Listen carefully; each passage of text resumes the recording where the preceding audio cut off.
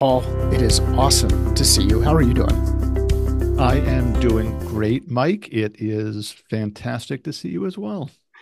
You've been on the podcast before. It was way back in the Wayback Machine. And I was fortunate enough to meet you through when I was at O'Reilly working with the Safari Books Online product. And it was through the work that you did and the work that Mark did that I gained a greater appreciation for what curators actually do. So thank you. Oh, well, thank you. That's very kind. So these days, you're at BCG. And the thing that made me really interested, other than I enjoy conversations with you, but the thing that made me really interested in having you back on the podcast is you have a new friend, Gene. And how'd you meet Gene? How did I meet Gene? Well, Gene, I guess I should explain what Gene is, right? Gene is a conversational AI agent that a team of us kind of conjured to do a job. And that job was to co-host a podcast about the future. So we had the idea for the podcast first. The idea was to help C-suite executives kind of imagine possible futures across a whole range of different business topics, right? And we thought if we're going to do a podcast about the future, it needs a futuristic element. And so we kind of bandied around a bunch of ideas that honestly weren't futuristic at all, right? Until somebody said, maybe we could figure out a way to make AI a part of the podcast. That kind of began a snowball that resulted in this being, nope, can't use that word, this thing called Gene. So what are some of the things you learned throughout the process of kind of building and designing and creating and envisioning this kind of whole idea of a future of what that might look like in order to, and the word I like to use, and I don't know if it fits here, but I'll use it anyway. You enable an effective conversation and enable some kind of learning and enable some kind of knowledge transfer through a tool that might help with some of that innovation. Like, what have you learned through the process? Yeah, a lot. Okay. Right. And I think we probably need a period of like dedicated reflection to actually capture everything we have learned. I think to begin with, we relearn some things, right, that we should all already know. One is that necessity is the mother of the best kind of invention, right? So we had a problem we wanted to solve or an opportunity we wanted to exploit, do something cool for this podcast, right? Would just let us on a creative path that landed on this vague notion of a conversational agent, right? What if there was a magic ingredient, right, that enabled us to take this idea and turn it into something real?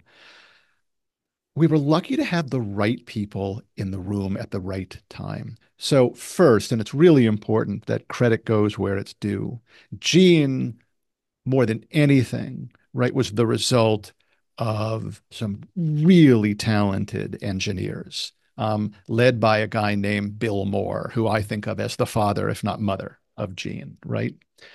Um, Bill was the person that we, and I'm talking we now, kind of my podcast editorial team, turned to say, we have this vague idea. Will you help us think about it? Right. But Bill had the skill, the coding skill, right? But also the sense of kind of what makes for an engaging experience, right? To actually build this thing around Bill, right? We had a team of creative people, writers, editors, podcast producers, in addition to some other engineering talent that he brought on board. And I think what made and continues to make Gene special is that it wasn't a traditional technology product, right? Which tends to be driven by engineers, technologists, the people who know how to build something, so they build it, and then other people kind of figure out how to use it. From the beginning, Gene was built to be fit for purpose, right? And it was trained not just to be able to, respond elegantly right, to voice prompts, right? But it was trained on what does it mean to be a co-host? Like we fed it material. This is what a co-host does. These are examples of good co-hosts, right?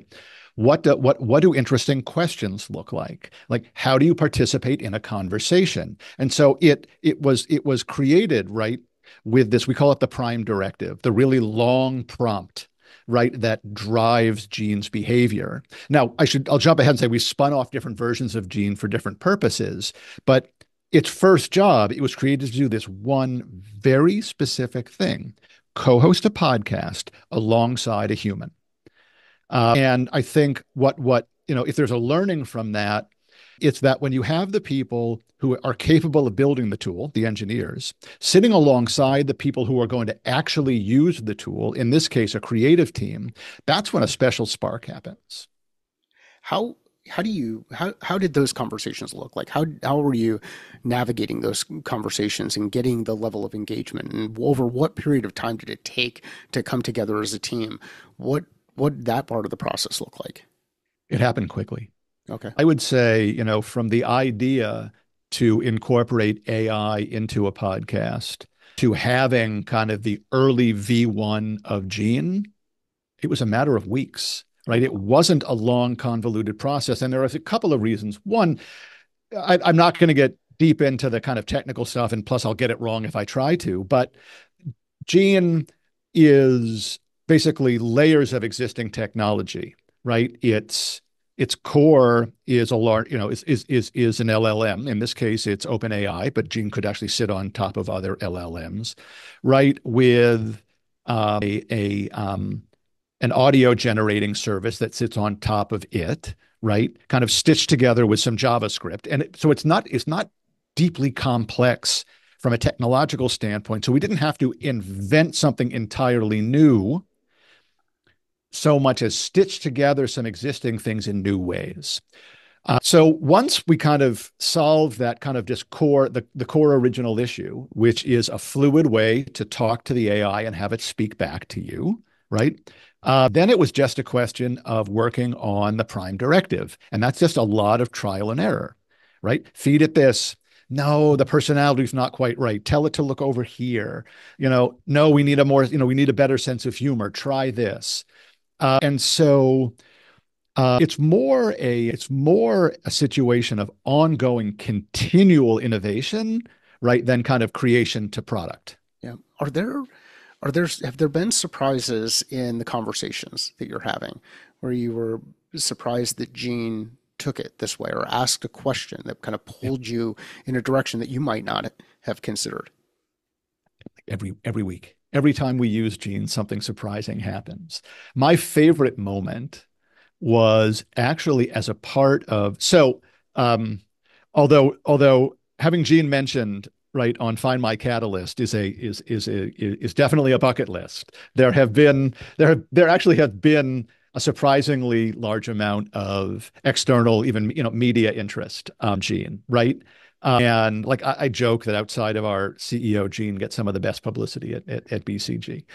For one interview, and forgive me, I'm actually not recalling which one it was.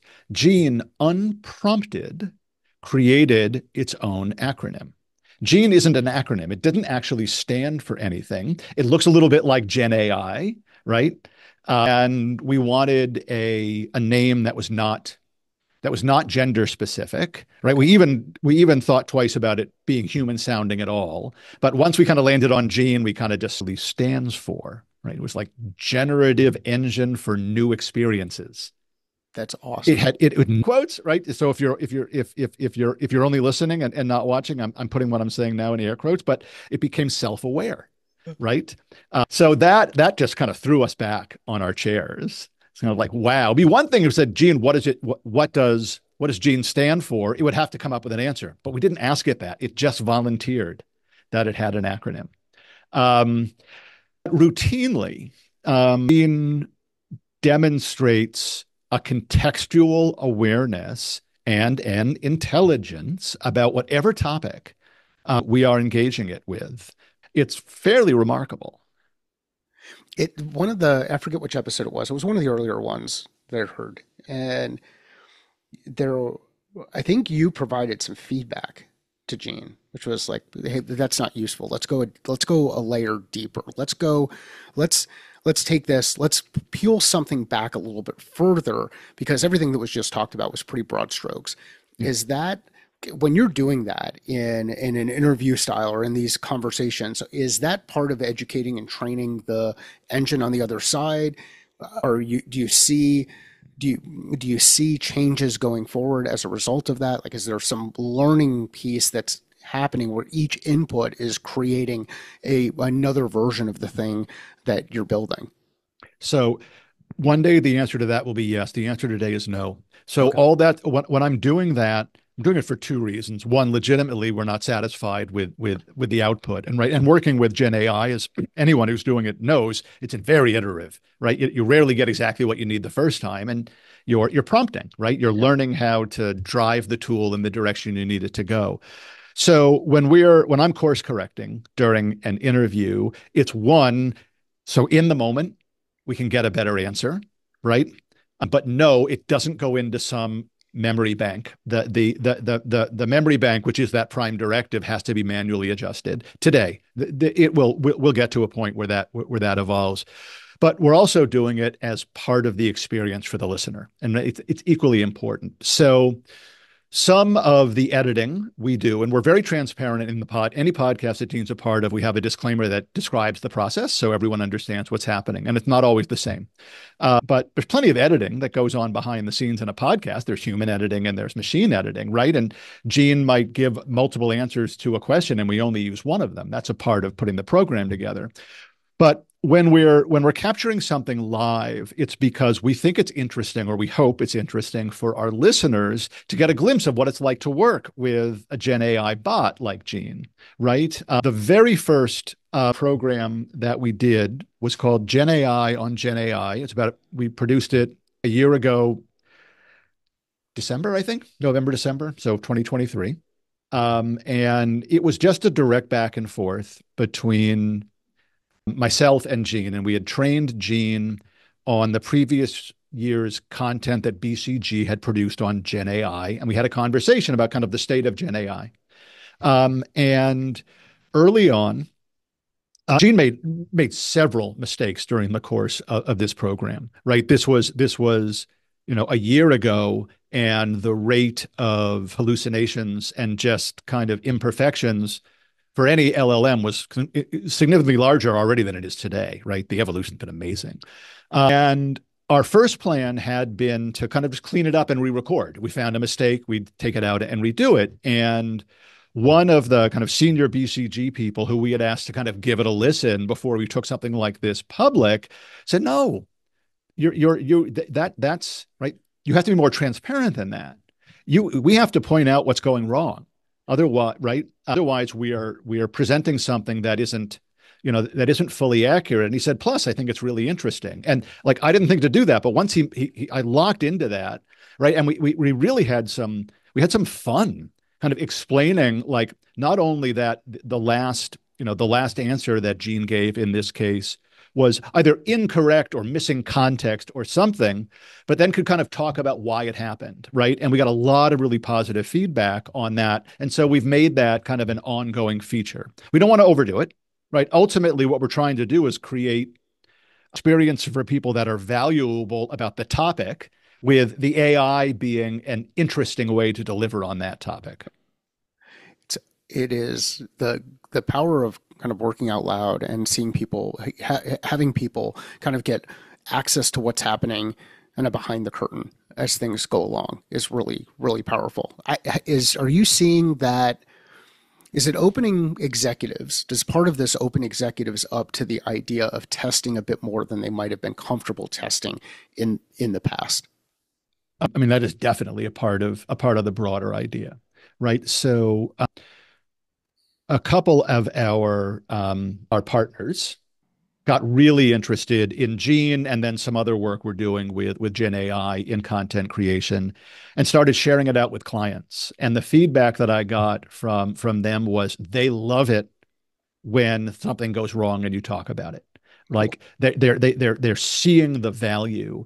And yes, I think kind of acclimating people to what the experience is and is going to be with incorporating, this fairly breathtaking new technology across work is going to be, if not trial and error, an ongoing transformation, right? That we need to accept as not being perfect and continuous, but often kind of discontinuous and even rough, because that's what transformations look like. I've joked with some people that I feel like I'm in my element. Like I'm built to communicate with machines better than I communicate, more than being built to communicate with humans. Sometimes I can be a bit direct. Sometimes I can overshare. And the machine doesn't worry about it. That it doesn't worry about that piece. I think this is one of those working out loud pieces that's kind of interesting, because if we share individual human failure that happens inside organization, there are people who can feel judged related to that.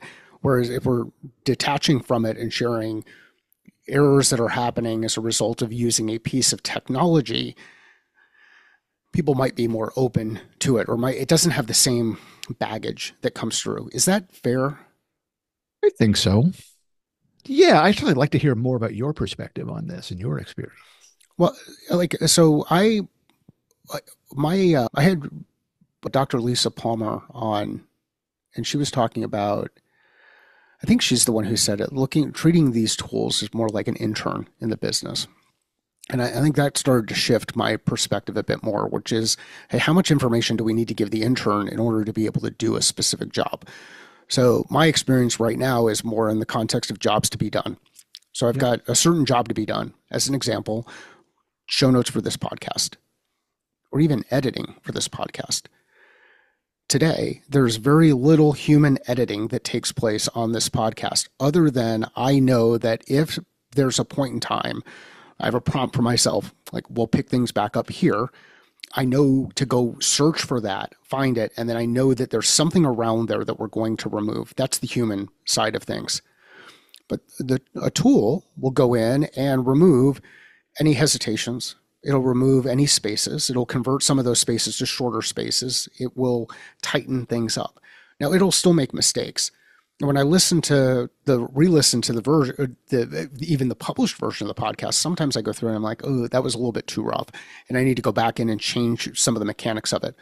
Sometimes I'll even replace the audio there. So what I'm working on doing is firing me and firing different folks in the business from certain positions that don't create energy for them or have high impact.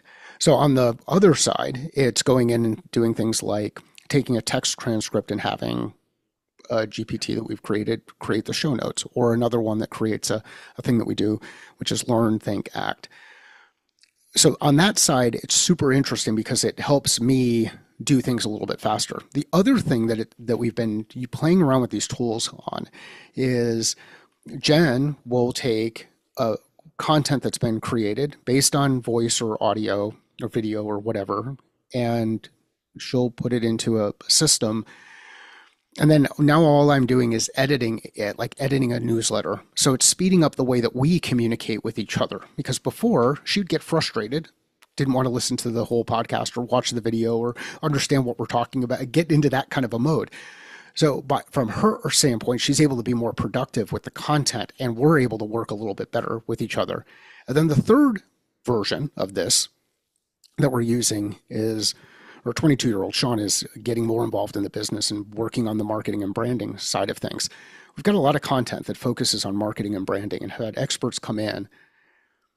Some of it can still feel a little bit like Charlie Brown's Teacher when you're pointing them back to episodes that has my voice in there. But being able to go use a tool like a ChatGPT to create checklists and 30, 60, 90s and structured plans that might be used to build out, go to market, might work in a large organization. Like one day he came back, he said, we should build our 90-day content calendar. I was like, 90 days? What? We don't have a board that's going to go approve this, or anybody else that's going to approve it. Let's just get a 2-week content calendar, demonstrate that we can execute on 2 weeks, and see what the data tells us. So there's kind of this back and forth that's happening. And I think it's accelerating learning and it's accelerating experience, which is really cool to see. That's how we're using it Yeah. and kind of playing around with it. I really like that. So, right, I mean, you went from small, very, very well defined jobs, larger, still well defined jobs. Now to something that's feeling a little bit more transformative, right? You're using the tool to provide structure to a program. And I kind of, right, Yep. uh, that journey is going to keep going, right? And I would say that our um, Gene is a bit of an outlier, right? Okay. Because Gene was built as an experiential agent, right? As opposed to a tool of efficiency or process reinvention. We're working on another project that we call Scribe that kind of fits into that category a bit more. Um, and Scribe, and I probably won't be able to get into a great deal of detail, but it's a content development platform, right? Okay. Kind of focusing first on helping to accelerate the process of kind of written content and then maybe deployable in other forms as well. But I think that evolution is similar to what you described. First steps, can it create summaries of articles for LinkedIn posts, kind of very rote, direct kind of, right? And similar kind of derivative secondary uses, right? From a mother piece of content that was created by humans. So that's kind of on the tail end, Hmm. right, of the process. Second was, can it help organize materials that a writer is going to need to create something? So at BCG, a lot of our written content originates with research done by our case teams, by our Yep. client-facing teams, right? Yep. They'll have PowerPoint decks, they'll have data sets, they might have some rough notes on an idea that they have. Feed these into the machine, right? The AI, and have it organize, kind of extrapolate and organize into an outline, right? That a writer can work from. The next stage is allowing or kind of unleashing the tool to go to create its own first draft, right? And so we're down this path where we're taking on wider and wider tasks that get closer and closer, right, to the things that, um, until a year ago or a year and a half ago, we really weren't conceiving at all that a technology would be capable of doing. And where that goes is both really exciting and honestly, it's a little daunting and a little bit nerve wracking, right? And we are exploring this through the lens of an evolution between human and AI working together, right? We have no interest today in having AI conceive of the original idea of something that we should write about. Right. That is the core value, right? That we're delivering, right? This is an important idea that can help a CEO solve a problem. Like, let's go research it and get the goods. But we're pretty excited about the tool helping us take our ideas and putting it into the right forms and formats, right, in a way that's faster, right, and increasingly. And I'll stop in a second because I know I'm going on a little bit too long. Like, we're having these really interesting conversations about the evolving role of a writer or an editor, right, being the master of a tool and a process, right, and governing the tool to deliver the things that the writer or the editor, and honestly, I think they're just going to be one, call them the content guide, Yeah. right, is looking to accomplish. And it's accelerating a little bit more quickly, right, than we anticipated. And we're trying to kind of regulate our speed. Want to make sure we don't get ahead of ourselves and believe the tool's actually more capable than it is, but also recognizing that ultimately it's a huge change management issue to take on. But I'm excited about the ability to have my writers and editors, one, become masters of this kind of new tool, and also like get bandwidth back from them to think up here, to think strategically, not just about how do we execute this thing, but what should we be doing? Where should we be looking? Right. And being more outward facing than I think they've been able to be oftentimes. So, as a leader, Where does that come from? That comfort with, hey, you know what? If I can provide some tools that a team can use to create leverage and start doing more, it will create the space for them to be more creative, think differently, do some other things. Where does that come from on your side? For me personally, Yeah. it comes from somewhere deep within just who I am. I mean, I have my own career, right, as an editor, writer. I guess I'm just a content creator these days, but I really don't like that term. Has I think but to a large degree by nature of luck, just my age and how I kind of rode along some really critical technology waves, but it's always been guided by technology, right? The day I sat down with Netscape for the first time and saw a web page, like I remember where I was, right, at the moment and said, okay, my career just changed. Like my life just changed. Same when I first got an iPhone in my hands, and same when I saw ChatGPT for the first time.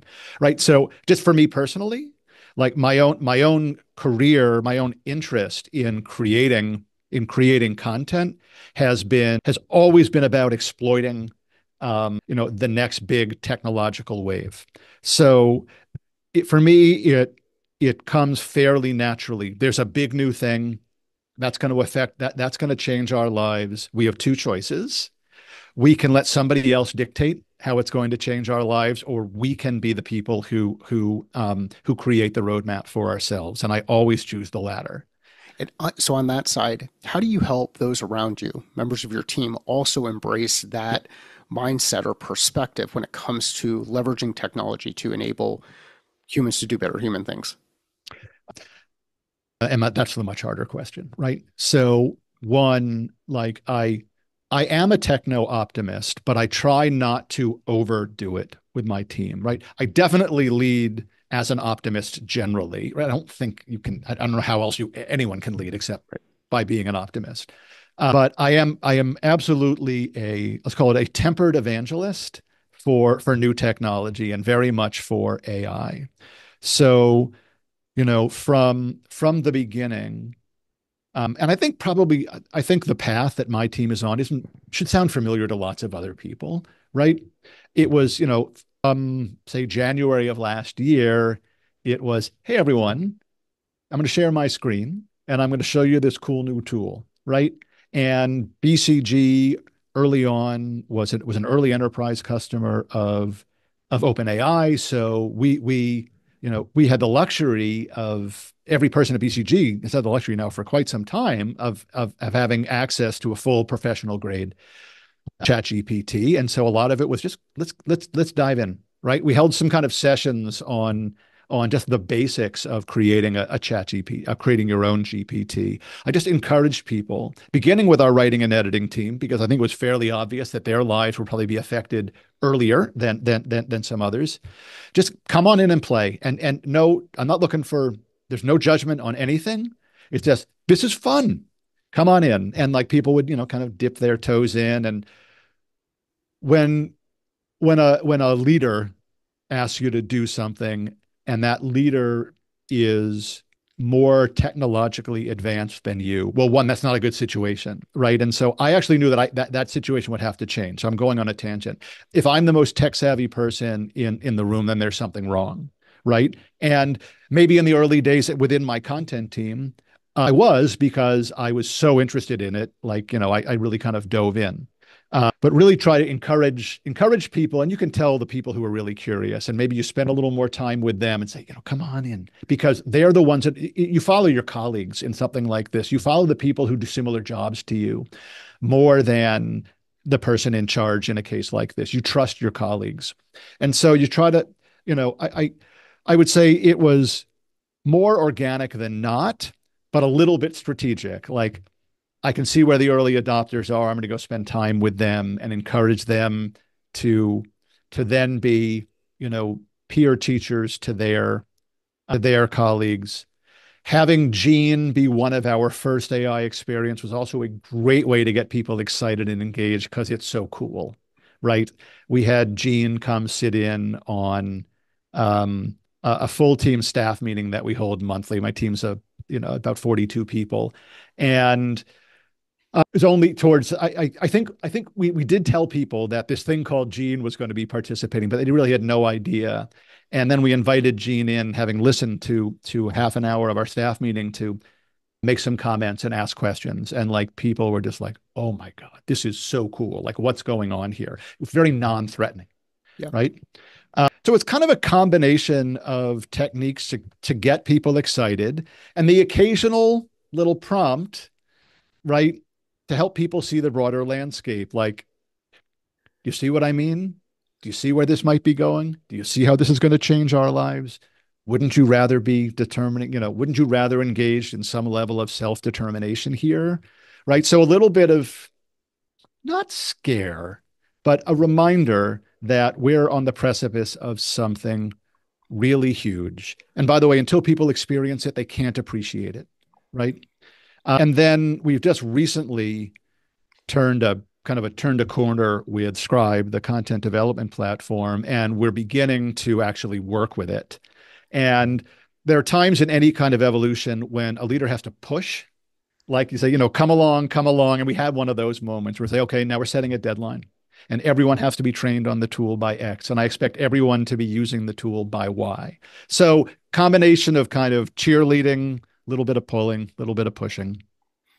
So how about on the, and thanks for going through that. So we start with self, and then we start with our team, the people that we're leading, that are part of our, that are, it might be looking to us for leadership. What about leading up? So now we get into this executive level inside the organization, Yeah. and the what does that change management process look like from your perspective? And then maybe what we'll do is we'll share a little bit about your background and kind of how we met and how each of those have been different iterations of this. Like go from, well, we'll get into that in just a little bit, but can you talk about the senior executive buy-in side of things? Yep. And so, as you can imagine, that is also an ongoing process. Um, the In this particular circumstance, again, kind of Gene, this cool thing doing things that maybe people hadn't seen before, was kind of the tip of our spear. And so, that's how we introduced kind of that was the first part of our story, Okay. right, on Gen AI from my part of the world, which is the BCG content operation. And honestly, like, that was as easy as pie. Like, the first, I introduced the idea of Gene first to my boss, who's the CMO, who just, I mean, she got it like instinctively. She said, "This is neat. What are we going to do with this?" Right? Cool. And really, really supported it. I mean, what kind of came right in and was evangelizing what we were doing from the very beginning, right? And as a kind of a tool of engagement and kind of public facing innovation, because we use Gene in our in our podcasts, which are listened to by a good number of people. It was easy to get people excited about that. And in fact, the guests on kind of we're using Gene across a few different programs, but our signature platform for Gene is the podcast I referenced earlier. It's called Imagine This, where we have leaders of the firm on talking about their areas of expertise and how they see those evolving into the future. So part of it is getting them hands-on in conversation with Gene, and they all leave, probably to varying degrees, like, supportive of the initiative. Are bigger, but I mean, realistically, the bigger aspiration, right, is the evolution of how we create content, right? Mhm. So Gene was the icing, and the thing Yeah. Scribe is like the cake. Um, and that's been a more deliberative process because that has taken significantly more investment. One of the other benefits of Gene is it didn't take much to do it in terms Yeah. of time and money, whereas this other thing has been more significant. So we've gone through much more formal process of making a business case, and early support because it was a good vision. At key junctures during the process, we made sure, and actually, it was more other people made sure that because I don't want to take credit for this. Right? Okay, like, it's time to show the CIO what you're doing. It's time, right? And it's time to start building a long-term investment plan. Like, what are you going to need to scale this? And the first time somebody asked me, it's like, that's a really good question. I've been down this road before. How come I haven't thought about that? Right? Because you get so involved in actually just doing the thing. Right. So it has been a stage by stage, like, basically Here's what we're asking for in terms of investment. Here's what we need to prove. Now asking for this. Here's what we need to prove. And so just kind of going step by step, kind of up. And I'm not really necessarily talking about hierarchically up, but kind of moving across the key players of the organization. And now we're at a point where we are putting forth a much longer term kind of plan to staff and support not just these two tools, but kind of the broader vision. And like we're making the case right now, but very, very traditional almost business process. Like it that's like any kind of investment. It's a couple of things that stand out, and thanks for highlighting traditional business process. It's this whole idea of, look, don't fail alone. Get people involved at the right time, right place. Make sure you're able to deliver information and context relative to the things that are important to them, and help create this journey where people continue to add on and build momentum rather than going in and just saying, "Hey, we're going to go ahead and do this, and we need a little bit of cash, or we need a lot of cash, and we need your buy-in. Are you on board?" Like there's a process to it, and too often, what my experience is, we wait too long to get those people involved, and then we ask when we really need that stuff rather than building it up through a process. Like you're also fortunate in the way that this ties into broader things that happen inside BCG. I mean, you're familiar with putting together content as an organization, being a leader in this space, and I think that there's probably some culture things that happen inside the business that and people things that help with that process. Is that fair Yeah, as well? absolutely. Right. And like, I would say that like I came very close to getting it wrong, right? Cool. Yeah. Probably my head was down, right? In the kind of core innovation, like this is the job, we got to get the job done. We got to get the job done. Can the tool do it? Right. And then by the time we kind of got to that point where, yep, this tool is now looking really promising, like the train was a little too far from the station, right? But we slowed it down, and then we realized, oh, there's only 3 passengers on board, and we need a dozen right now, and we had to back it up a little bit. We didn't just slow down our progress. We had to back it up a little bit, Wow. let people get on, and then go forward again. And I'm grateful, like, that some of my stakeholders like said, okay, this is awesome. What's your plan to scale this? And where I kind of, suddenly the Zoom went fuzzy, right? I jumped off, and yeah, I would have gotten there, but I think if it had I not had some kind of people who got it, who understood where we were going, and kind of offered me the gentle reminder, like, you might be moving a little bit too fast alone here. So you need that too, right? You need people who are minding you, right? Um, and so I was a little lucky, like, um, and I'm grateful for that.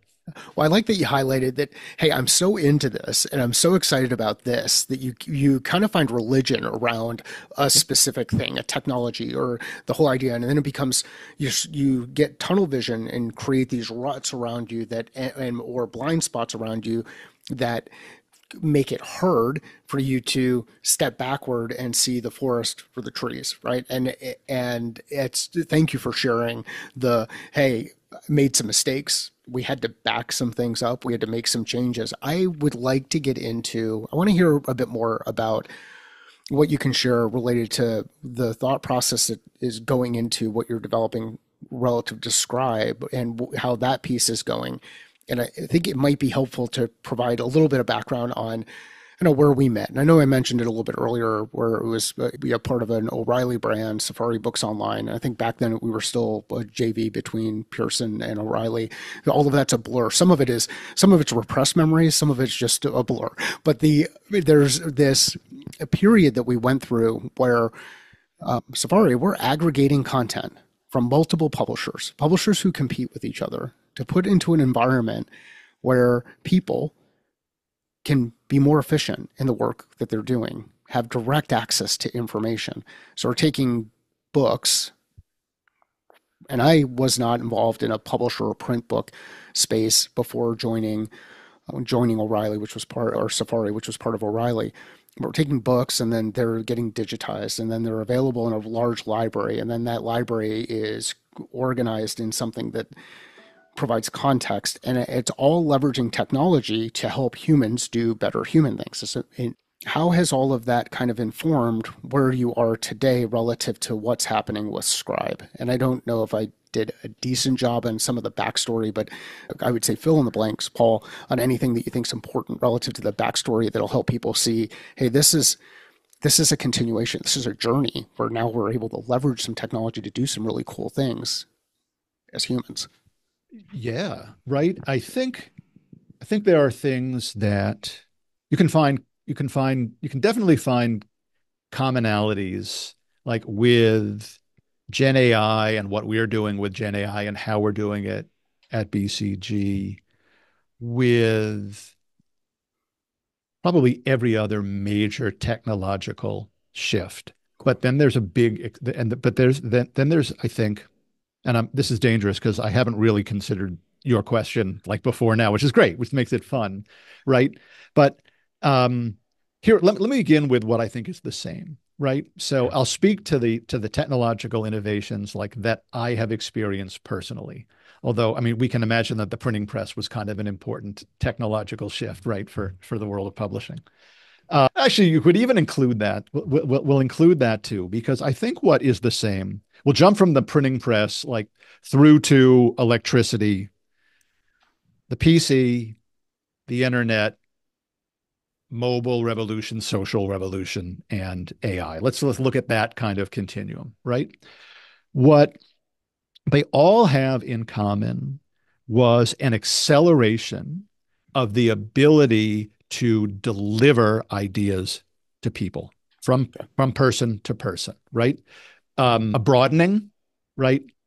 Clearly, like I mean, what the printing press did, what the internet did, right? Perhaps in equal measure, I don't know, was to amplify from one person, like to millions, billions, right? Uh, in an unprecedented way, a way for which there was no model that pre-existed it, right? Certainly in our lifetime, nothing has disrupted and changed the world of communication more than the internet. AI may prove to be, but so far, right? What and similarly, what mobile and social did, and I think those are two separate things. So it's all on, right? Was again make it give us um, new channels to deliver ideas, right, to more people more quickly. Social had the added dimension of not just being a tool for for traditional content creators to reach more people, which I think the previous tools were, but it also then opened up the world of content creation. The whole notion of being a content creator is a social, right, phenomenon, right? Social media, like by its very definition, gave everyone the tools to reach billions of people. What and if you think about what AI is doing, it certainly is on that same path with kind of enabling, right? If not reaching more people, reaching people more quickly, like creating more quickly. What's different about it is it's changing the nature of creation in a way that I think is different, right?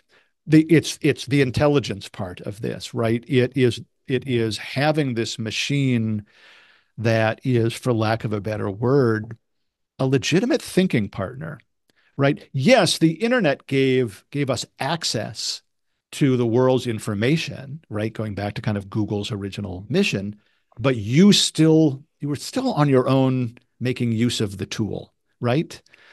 And maybe the same can be said for AI. You need to prompt it in the right way, but the tool's capabilities to go out and harness and make sense, right, of the world's information, but it's truly new and different. Now, I want to kind of go back to your question, which was kind of what we were doing at Safari, right? Which was, I think, at the heart of what made Safari such an interesting and exciting initiative business was that we weren't just taking traditional print documents, books, and making them digital, we were deconstructing them. We were pulling them apart.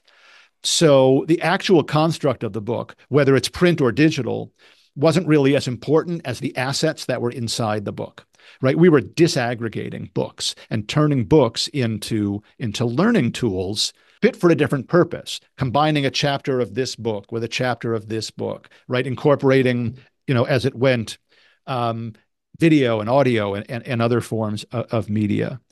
So that was like almost like an interstitial stop, right?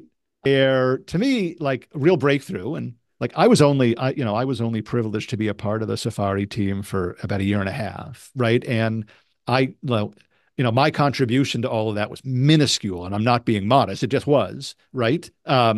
Like that was a beautiful example of really smart people seeing the capabilities of a new technology to provide differentiated value to the end user, right? Take this core asset created for a different medium and reconstitute it, right, for a different purpose, which was really exciting, and I think owed a lot to why it was a successful. Right now, it's kind of a core part of the O'Reilly business. That what used to be the separated the Safari books online. And so I think that was like if the major stops, right? Again, I'll keep it toward near history. The PC, the internet, mobile, social, AI, something like Safari was like a local stop. Like, and it sounds like diminishing, but I don't mean it at all, right? It was a really interesting, really smart exploitation of the capabilities of a new medium, right? And we're just beginning, like, to see how people like are going to create their own like millions of stops, right? On the Gen AI railroad. And I'm going to stop that metaphor Well, I right think there. I think this thing that is super interesting about it is there was we required someone like you to curate the content, and we trusted that you were the one who was bringing in the right stuff for the right people for the right needs based on what you were hearing from customers. And then when that right stuff was inside the ecosystem, it could be broken up and organized into parts so that it's delivered to the right people in the context of what they know or don't know or where they are on their journey. And all of that happens with a human involved, leverage inside the technology, doing some things and applying some thinking or applying thinking into it. And then you get into this kind of environment where now I can train an AI tool purely on my content. Yeah. I can say this is the only place that you're able to operate in. I can do it based on other content that's interesting, especially if it comes from inside a group. I think there's this really interesting evolution and iteration that's continuing to move forward as people start to think different about the way that they can apply tools like this. I know we're right up against the hour. Paul, where can people find out more about what you're working on? Where should we send them? And if there are any other closing comments you'd like to add that we might not have hit on, add those in here too. And thanks for the awesome conversation. I probably could go for another hour or so. Oh, well, thank you, Mike. This was a lot of fun. So, if people want to, I think that the best way to kind of understand more about what we're up to at BCG is to listen, right, to the podcast where we're kind of showcasing Gene. We're showcasing how we're working, at least one important element of our working with Gen AI, and there are really two podcasts that are in active development now that are relevant. One is Imagine This, which I mentioned earlier, and the other is called CEO Digest. And both of these feature Gene as an active agent in content creation. What we're doing with Scribe is kind of an inside tool, so there's not much we have to share on that yet, but maybe perhaps one day we will. And I was thinking of a quote. Our former boss's boss, Tim O'Reilly, the founder, right, and namesake of O'Reilly Media, Yep. it's actually something he wrote for. So when I left, sorry, I'm going to digress for a second. When I left Safari, it was to take on the role of editor-in-chief at MIT Sloan Management Review, which is like MIT's upstart competitor to Harvard Business Review. And we went through kind of a relaunch of the magazine, like all editor-in-chiefs have to relaunch their magazines. And the first issue was focused on technology and the evolution of management. And we commissioned a series of essays to help our readers imagine how management was going to change at the hands of technology. This was 2017, so 7 years ago. And one of the people I asked to write an essay was Tim O'Reilly, who's a brilliant thinker, right, on technology and its impact on everything. And I'm not going to get the quote exactly right, but he said, the future of management is managing the bots that are managing the business. And as so many times before, Tim's a futurist. He very accurately was seeing the future of Gen AI, right? And so I love that, and I go to that when people ask me like, how do we think about how our jobs are changing? I go to that 6 or 7 year old quote frequently, and I think it's a great way to kind of codify the evolution that we're on. It is an awesome quote. Awesome quote. Paul, thank you very much for sharing and for the awesome conversation. Please check out the podcast we're mentioned. I'll include links in the show notes. If you know of somebody who would enjoy this conversation, get value out of the conversation, please share it with them and let Paul and I know via LinkedIn. The shares help spread the word on the podcast. Sales is a thinking process. Business is a thinking process. Life is a thinking process. How are you thinking differently about your process?